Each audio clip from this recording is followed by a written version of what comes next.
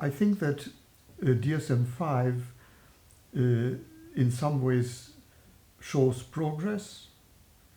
In other ways, it illustrates the political conflicts that move the American Psychiatric Association. Progress in the sense that going from a purely categorical model of personality disorders of DSM-3 and DSM-4, it is moving into a dimensional model, which is very important because there are several dimensions that really influence the severity. Severity itself is a major dimension. It's influenced by the degree of aggression of these patients. It's influenced by a dimension of introversion, extroversion, which is a temperamental dimension.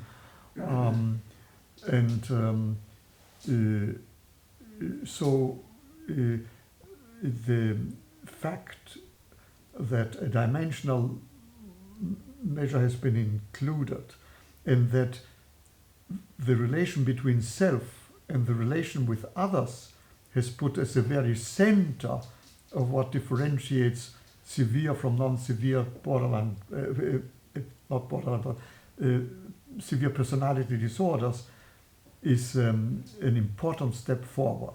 That's the positive side.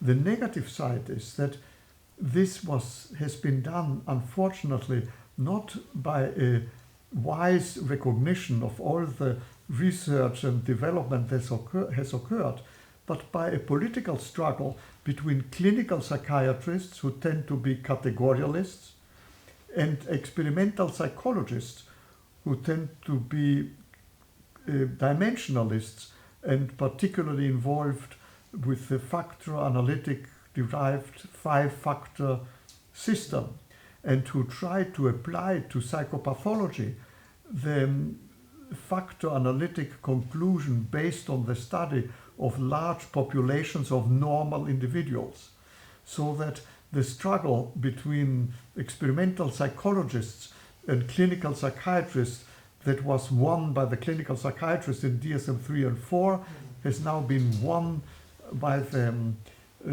experimental psychologists, who originally wanted to go all the way into a dimension and erasing the various categories. That political struggle has as its background the struggle of a certain type of radical reductionist neurobiologists who would like to see all psychopathology as linear derivatives, as epigenetic phenomena of neurobiological functions, and who support, therefore, a purely dimensional model.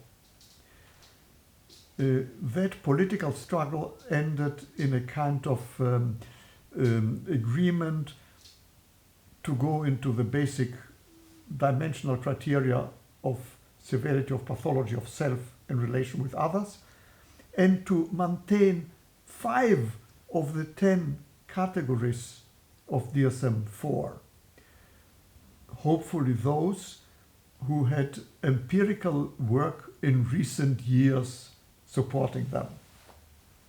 That sounds very reasonable and objective, but was not followed in practice. A typical example, the narcissistic personality disorder, that stems from a psychodynamic viewpoint and has an enormous amount of empirical work in recent years, was left out. And as part of the move to undermine whatever came from dynamics psychiatry, in contrast to neurobiological. That generates a political countermove, a brouhaha, and now the narcissistic personality is back in.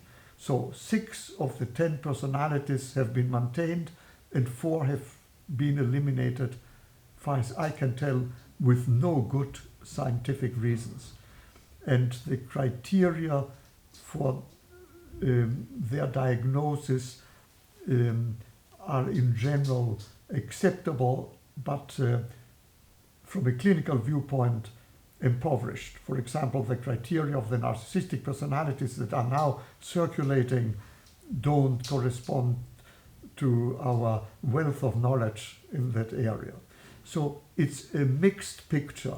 All in all, a positive development, but with significant limitations, all of it caused by the political struggles. And it's important for the international mental health community to become aware that what looks very scientific as coming from the United States very often is not so much scientific as political. So that there will be significant changes, I'm sure, in DSM-6. That's one question.